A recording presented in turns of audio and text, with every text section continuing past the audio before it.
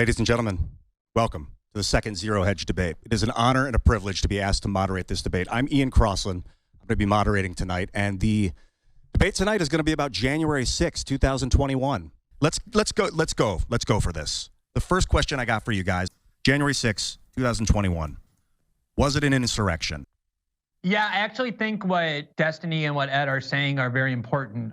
First of all, I was going to say that I think one of the problems with how these things are debated is that a lot of people these days have very binary prisms for understanding things. A lot of that comes from YouTube debate where you have to declare yourself on one side or the other. So Destiny said, oh, everybody either hates this insurrection, thinks it's an insurrection, or they deny it happens, or they think it's good. And there's so much middle ground. Namely that for me, this was a political protest that spilled over into a riot where a small minority of the people engaged in violence. I don't think we want to urge that to happen. We don't want to defend that. I consider that lamentable. But the fact that it's laughable to call this an insurrection is actually demonstrated by the examples that they're using. This was a 3-hour riot that was extremely easily subdued.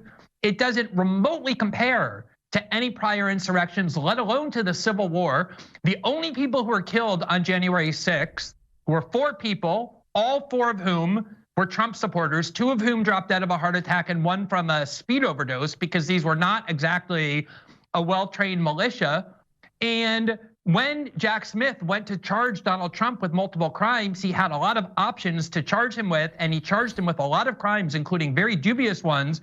He did not charge him with inciting an insurrection for reasons that I think we ought to ask ourselves why. But the fact that this is such a minor event in history is demonstrated by the fact that the media, who needed this to be a major event, immediately started lying about what happened, saying that Brian Sicknick was murdered when he had his head bashed in through a fire with a fire extinguisher, only to learn that actually he called his mother that night. He was fine. He died the next day of what the coroner said were natural causes, because the media knew that if you can't say that even one person supposedly perpetrating the insurrection killed anybody, pulled out a gun, let alone discharged a weapon, all of which is true, it's a joke to call this an insurrection. At best, it's a riot.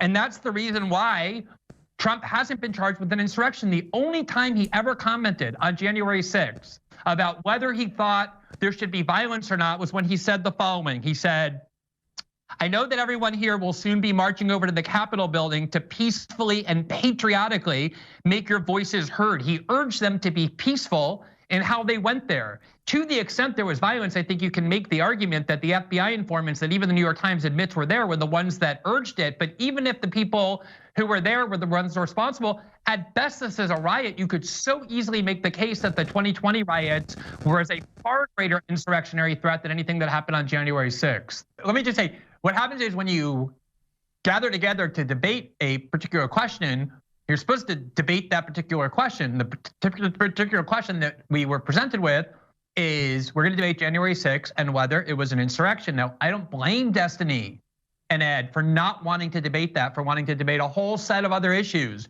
about whether Trump acted improperly, whether he was naughty and the things he did after the election, because there is no argument to make that what happened on January 6th rises to the level of insurrection. And that's why an extremely aggressive prosecutor named Jack Smith decided not to charge Donald Trump with that crime, because he knew there was no way that he could possibly bring a conviction against anybody, let alone Donald Trump, who told everybody to be peaceful when going to the Capitol, about whether or not that was actually an insurrection, whether that rose to that level. And even in a colloquial sense, what we've called an insurrection in the past is in a completely different universe. But on the issue of whether there was a real belief on the part of Donald Trump that elections were stolen, I don't understand how anybody could doubt that, aside from the fact that you have to get into Trump's head.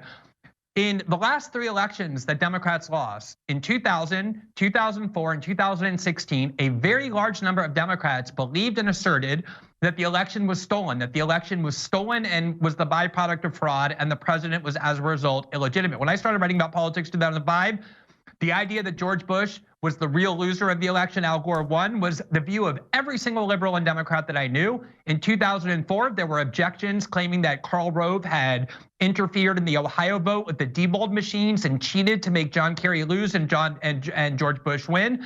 And then in 2016, Hillary Clinton and the Democrats said that Donald Trump was the illegitimate winner, that Russia had helped him, and they tried to convince the Electoral College to abandon the certified results of the state. Obviously, you go back to 1960, and a lot of historians believe that election was stolen. So it's not like Donald Trump was the first person to ever wonder or believe that an election was stolen from him. It's a very significant tradition in American political history, if you know anything about politics before 2016. And if Trump believed that the election was stolen, and while it's true, a lot of people in the Justice Department and a lot of people in the White House told them they didn't think it was, he did have advisors and lawyers telling him that they think there was evidence of it. Then the question is over, even on these other issues about whether or not Trump engaged in some conspiracy against the United States. But the issue is January 6th an insurrection? Well, that's right. But I mean, Glenn, since they've... let's respond to Destiny, and these guys haven't talked to neither is Professor Beatty.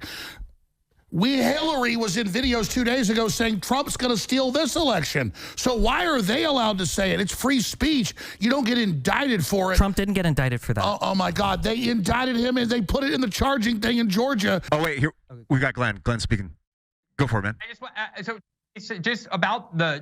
I actually want to ask a question that I would love to hear everybody's answer to. But before I do that, just want to say about federal judges. This year, in the last 6 months, 4 different federal judges, a district court judge, and then an appellate court unanimously found that the Biden administration gravely violated the First Amendment. In fact, the greatest assault on free speech, the court said, in decades, maybe the history of the judiciary, by systemically pressuring big tech to censor the internet and purge it of all dissent by threatening big tech companies using the CIA, the FBI, and the CDC with punishment if they didn't censor the internet. Now, you may not agree, but according to your standard, 4 different federal judges concluded that, which is infinitely worse in terms of an abridgment of freedom or an attack on the Constitution than anything that Trump is accused of doing. That's but in terms true. of whether That's a digital insurrection by the deep state. Digital insurrection. Can I put a pin on one thing real quick? That I just want it to be noted. Hold up, everybody, hold up. Glenn, please finish your point, and then we're going to move on to the response. The question I want to ask is, the question that you asked, Ian, is this a coup? If you look at how other coups are perpetrated, and I think a lot of this is that if you're an American and you have this very soft history, you don't know what a coup is, you think that like what CNN tells you a coup is a coup. Usually the way coups work is the leader of the country, or whoever is in charge of the military, orders the military to seize control of the levers of power. Trump was the commander-in-chief on January 6th. The military was duty-bound to obey his orders. They had a right to disobey if they were illegal, but if this were a coup, why didn't Trump order the military to seize control of the power and turn over the election process to him? Why didn't he order the armed factions that form the law enforcement part of the military and the executive branch that serve under his command to do that as well?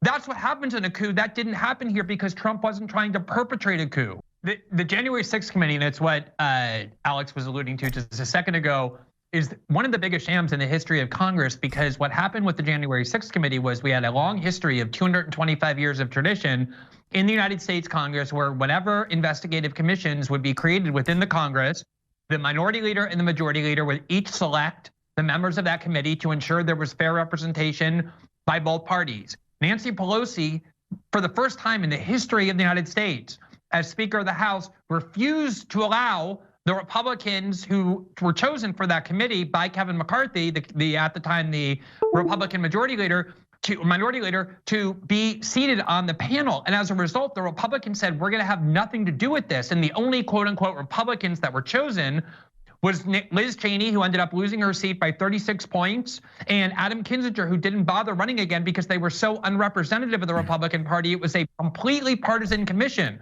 And on top of that, none of the videotapes that were available was made available to the public, except for very deceitfully chosen snippets by Adam Schiff and by Liz Cheney. And it was only within the last several months that we saw all of the video footage, and what it showed makes a joke of the idea that this was a coup. You had people peacefully walking into the Capitol, led by many of the police officers who encouraged them to enter peacefully, which they did. The vast majority of people who were there at January 6th aren't even charged with using violence. And that's what makes this whole debate such a preposterous joke. If you look at how coups are carried out in other countries, you could make a much better case that the Black Lives Matter protests of 2020 was an insurrectionary movement. And the reason it matters, Destiny, is because if you're gonna make arguments, there has to be an important test, which is, do you apply the same principles you're claiming to profess and believe in to cases where it undermines your partisan allegiance and your ideology, not only where it helps it. That's one of the key tests for determining the authenticity of your argument.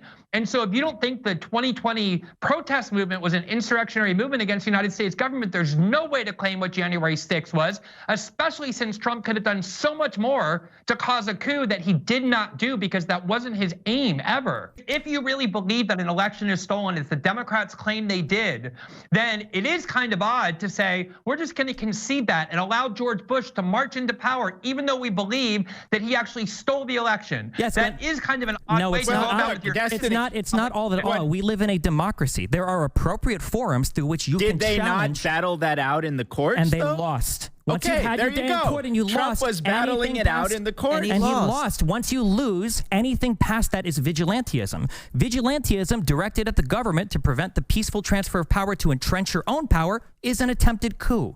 That's what he tried to do. Trump did, though. He told them to be peaceful. He told them go and be peaceful. We're not talking about the peaceful protesters. And if he wanted them to be peaceful, he would have called in the National Guard as soon as they started rioting, but he didn't do that. You're talking about his use of the legal process, of the congressional and judicial process. It was not a legal process. And he contested.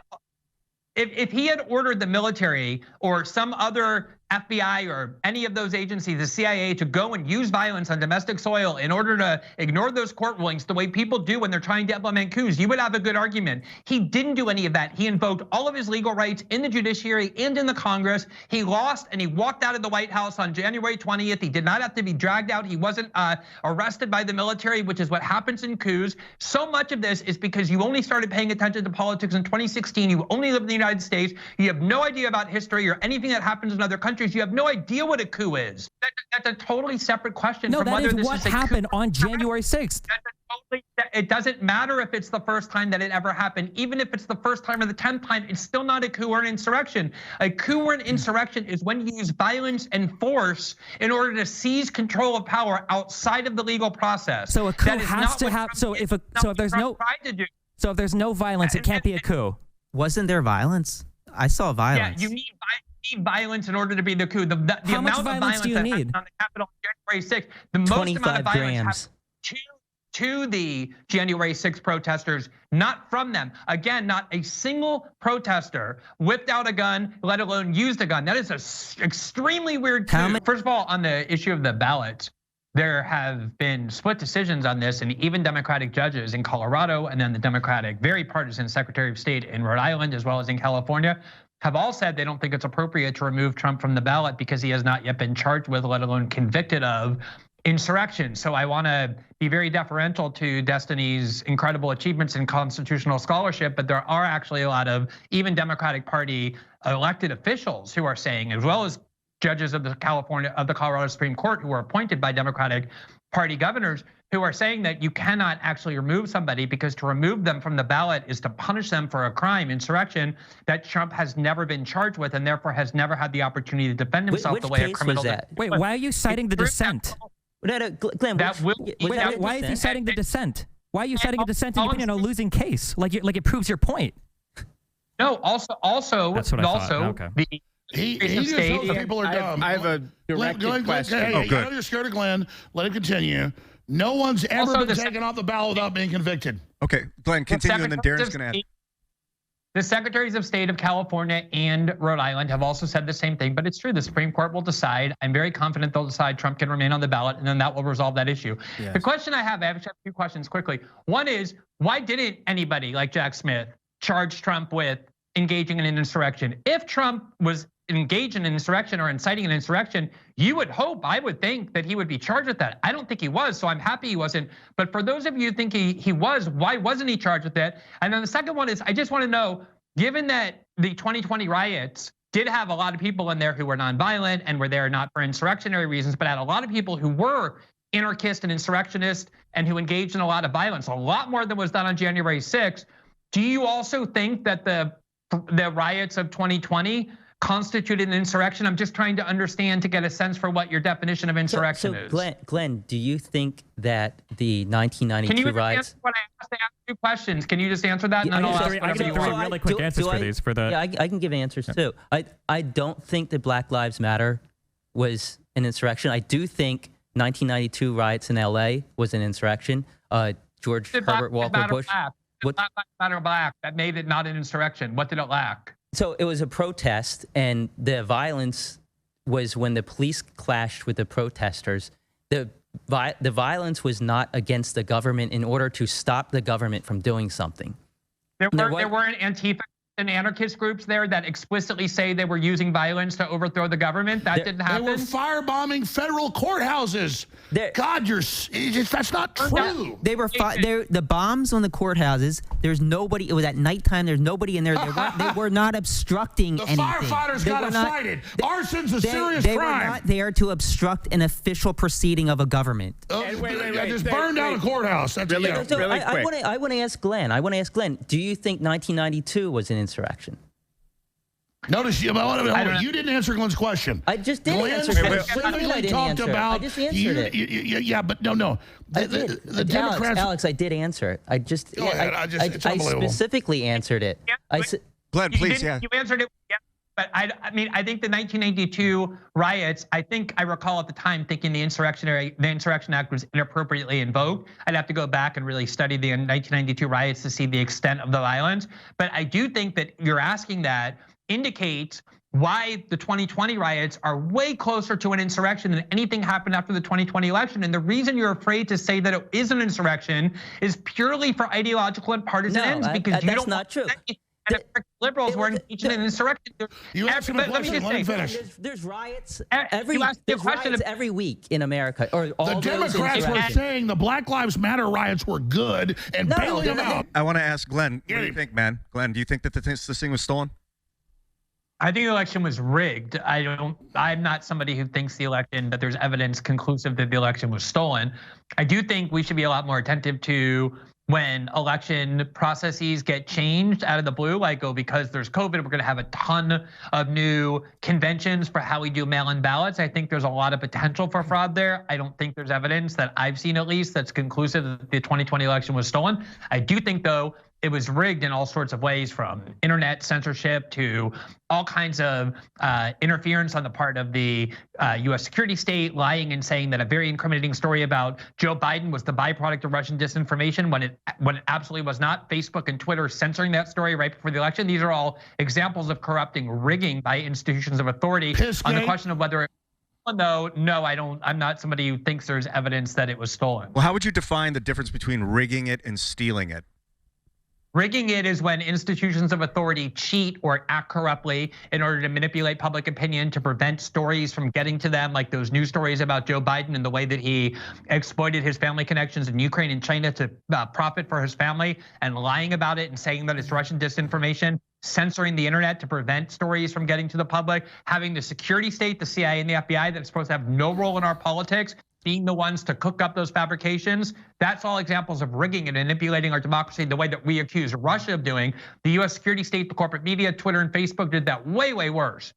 Stealing the election is dumping ballots that were legitimately cast, or fabricating ballots in favor of one candidate or the other that actually weren't cast, manipulating the machines in order to have the loser be the winner.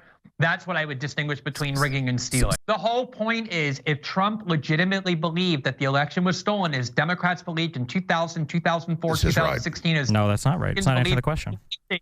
Then I'm answering the question. No, I just can't do it in 7 seconds. If Trump believed genuinely that the election was stolen, then all of those steps that he undertook to try and present the Congress the way to alleviate the stolen election, to have courts reverse the stolen election, to have Mike Pence exercise what he thought was his constitutional authority, might have been wrongful, but they weren't illegal, and they most definitely weren't a coup. Glenn has been very patient. We should hear from Glenn Greenwald. That's so funny. What's happened, dude? Well, I only heard the last 4 minutes of the conversation, but I'm still always amazed by, I really don't understand the argument, because the FBI and the US security state before January 6th was saying that they regard the greatest threat to national security, not as being ISIS or Al Qaeda or Hamas or Hezbollah or China or any other foreign threat. They regard the greatest threat as being right-wing domestic extremists, in whom that was included on many lists: the Oath Keepers, the 3%ers, and all of the people in the groups that they said orchestrated January 6th. Is the argument that you think that the FBI was not monitoring and infiltrating those groups? Because there's actually a ton of evidence that the FBI had their hooks in all three of those groups, and not only had their hooks in them, but on January 6th had informants on the ground who were pretending to be Trump supporters, who were talking in real time to the FBI about everything that was happening. So I just want to understand what the claim is. Is the claim that the FBI was not involved in the groups that organized January 6th and didn't have informants with them that day? That the whole context for this conversation is, again, I mean, you just keep going back to it because it's so easy to see. People have this idea of the FBI like, oh, they don't do this sort of thing.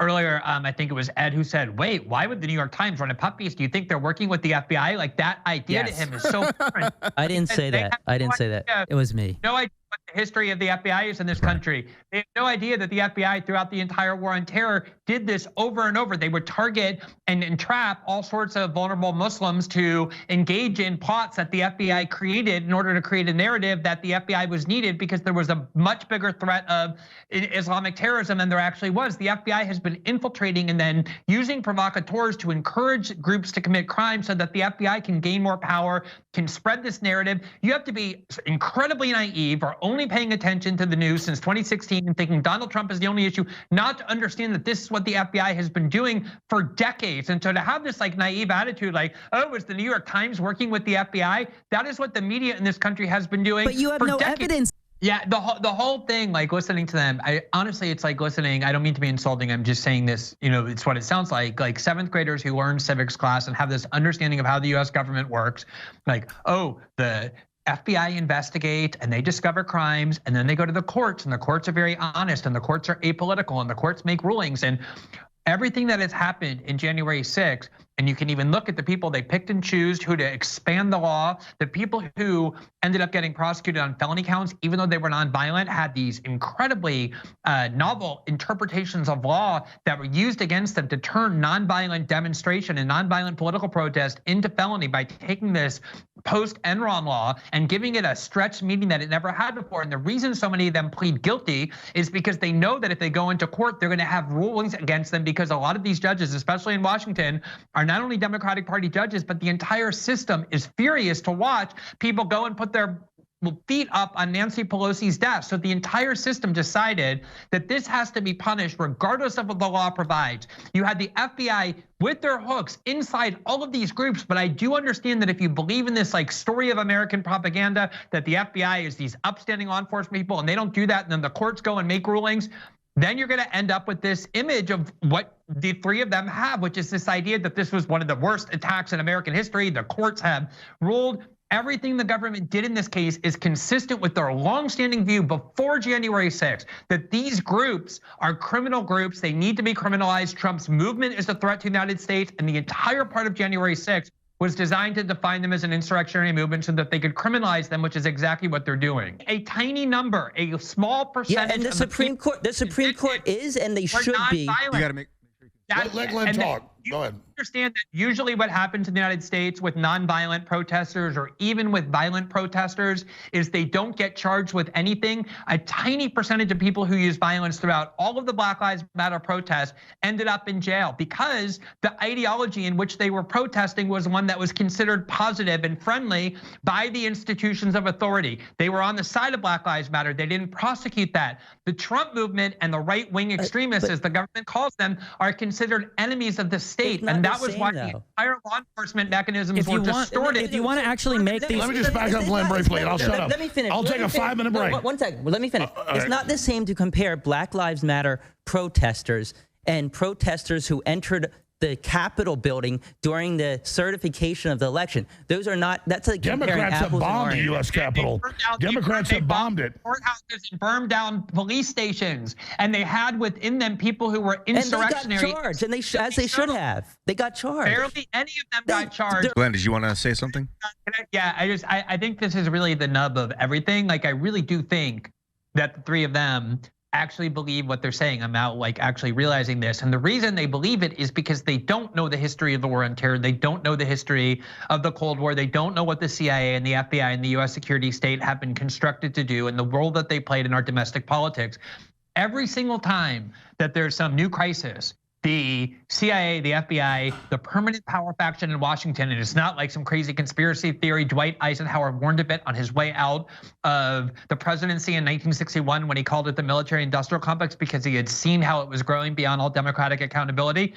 Every time what they need to do is convince somebody to be scared of something, to be scared of communism, to be scared of terrorism, to be scared of domestic terrorism. And they convince people that some minor event, relatively speaking, in the history of the threats to our country, like the 9/11 attack, which is a terrible thing, but they exaggerated wildly the threat of foreign terrorism to basically institute the Patriot Act and warrantless eavesdropping and all of the things that turned our country more authoritarian.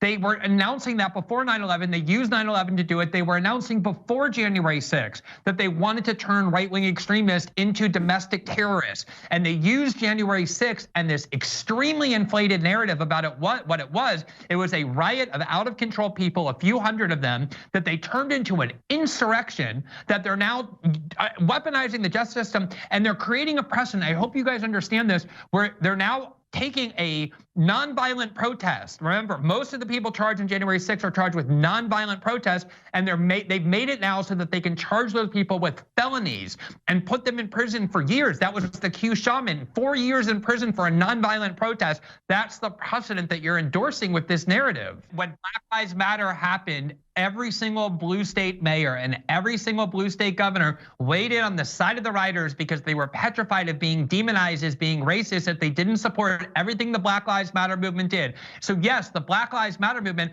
had corporations sponsoring them. They had Kamala Harris urging and raising money for people to get out of prison who were imprisoned and prosecuted for having engaged in violence as part of the Black Lives Matter movement. The entire establishment was on the side of the Black Lives Matter movement. The entire establishment hated the January 6th defendants. That's the reality of our government that you don't understand. Yeah, the reality of our government that you don't understand. No. I know. No, Destiny is now the incredible giant of journalism and the constitutional scholar I used to be, as Destiny said. But anyway, a coup is generally when people in power or people who are trying to get into power marshal the force of the armed factions of that country and use it to eliminate the legal process and take over. So for example, if Trump had called in the military on his side on January 6th, or he had gotten the military to block people from trying to remove him from office on January 20th, that is always what we say is a coup. Nothing that looks like what happened on January 6th. The other thing I just want to correct, Destiny seems to have this like debate me sort of point that he thinks he keeps making that's so smart, which is when you say— Why does he waste so much time on catty comments? There must be something better for him to say. No, you're the one that does throwaway lines. All right, better for him to say. We're about to change gears. Let Glenn finish this thought, and then we're moving to our audience questions. Has done this little debate tactic like 8 times. I've listened to it for 2 hours. So if you say this person did this and it's wrong, and then someone else says, well, what about this person, this politician you love? He did the same thing. Destiny says, oh, you're admitting that both of them did something wrong. No, one of the reasons why you say things like the Black Lives Matter protest was never considered an insurrection is not to say that January 6th was also an insurrection and therefore you should treat the Black Lives Matter one like an insurrection.